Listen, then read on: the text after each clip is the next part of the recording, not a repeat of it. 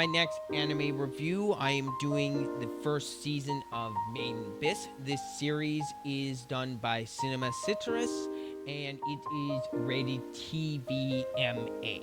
This is going to be part one of a 3-video series. I'm going to be focusing exclusively on the first season of Made in Abyss. I will be getting into some major spoilers for later on in season 1.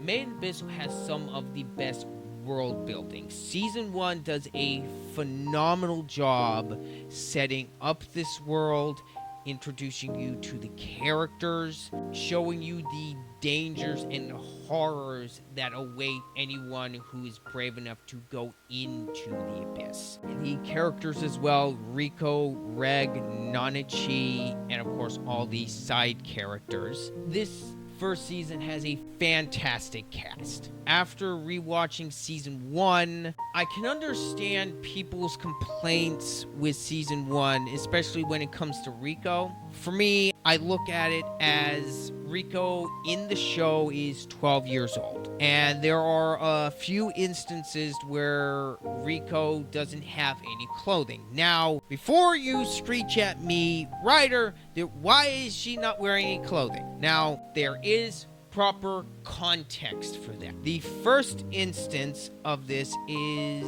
Riko and Reg is in the second layer of the abyss. They run into monsters that are, I can't quite remember what they're called. They basically, when they kill a person, they mimic that person or whatever they killed to attract more prey. Riko and Reg get ambushed, and Reg has to use his incinerator in order to save Riko. As Riko is getting flown up to the nest, of course, with the curse, she is getting affected. She passes out and throws up all over herself. So when Reg is able to actually save her, Reg has to take her clothes off and wash them and wash her off. So that's the context for that scene. The second time, Riko had to take a bath and wash herself and of course, Riko being a 12-year-old, Riko does not understand a little thing called modesty. And she, of course, forgets to bring in a change of clothing and a towel, so she comes out asking for a pair of clothing and something to dry off. Now, granted, they don't show anything when Riko gets in those situations. It only happens twice in the show, and there is proper context like I've stated and explained to you here. The pacing for the first season is very good. The show moves along at a nice even pace, and we are able to get glimpses of the first 4 levels of the abyss in season 1. The diversity in biomes is fantastic. The writing for this series is where it really shines some of the brightest.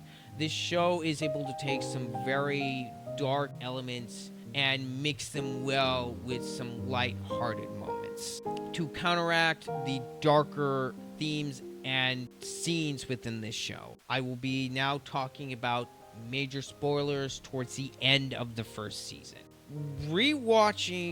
Going in and rewatching the first season of Made in Abyss, I knew what was coming, and even when I was trying to prepare myself for episode 10 still hit like a ton of bricks. In episode 10, Riko and Reg are on the 4th layer. They run into a creature known as a orb launcher. This creature is essentially a giant white porcupine with poison quills. This thing can also predict the future on what you're going to do next. With this thing being that dangerous, Riko winds up getting a quill straight through her left hand. And what follows suit is one of the hardest scenes to watch in season 1. Reg has to immediately do a emergency exit up. With how the abyss works and the dangerous side effects that level 4 has, Reg has no choice. And because he had to ascend quickly, Riko is not only poisoned, but she starts bleeding from every part of her body, through her eyes, ears, mouth, nose. It is very hard to watch. Because of the poison and the effects of the abyss, Riko starts getting delirious, and she essentially asks Reg to break and cut off her arm. Reg essentially tries to do a forced amputation on Riko's arm, and this whole sequence nearly kills her. She passes out from the immense pain, and then thankfully we finally meet one of my favorite characters of the show, Nanichi. She comes in and tells Reg on how to save Riko. They bring Riko over to Nanichi's place. Throughout the several episodes, Riko is in recoup, and Nanichi is able to get rid of the poison, heal Riko's arm, and in the process we learn Nanichi's tragic backstory. I'm going to leave that for the next video. This also leads into episode 12. After the battle with the orb launcher and scaring it out of the vicinity to where they can actually get around safely, Nanichi witnesses Reg's incinerator. Nanichi essentially asks Reg to kill Midi. Midi is a hollow that Nanichi has been taking care of. The thing with Midi is, no matter how many times Nanichi has tried, Nanichi cannot put Midi out of her misery, because Midi is in constant pain. Because Midi cannot die.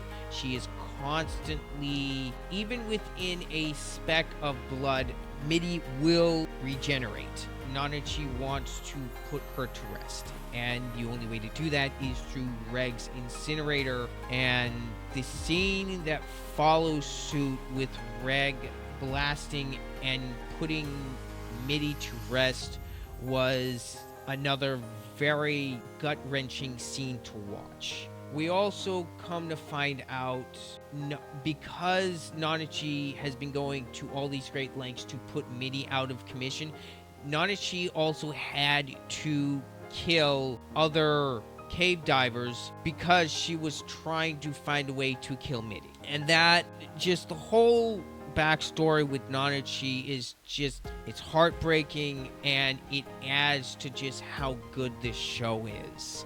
And you really feel bad for Nanichi after finding out what all the crap she's had to deal with. Season 1 holds up extremely well. Other than some of the CGI not looking all that great, Season 1 of Made in Abyss is, in my eyes, nearly perfect. That is why my final score for Season 1 of Made in Abyss is a 10 out of 10. Is this a bit biased? Yes. Believe me when I tell you, Season 1 of Made in Abyss is that good. This show rivals some of this fantasy out there, with how good the world building is, on how good the story is, how likable the characters are. And I want to thank you guys so much for watching this review. And please don't forget to leave a like and a comment down below. I'll see you guys in the next one. This has been Ryder. I'm out.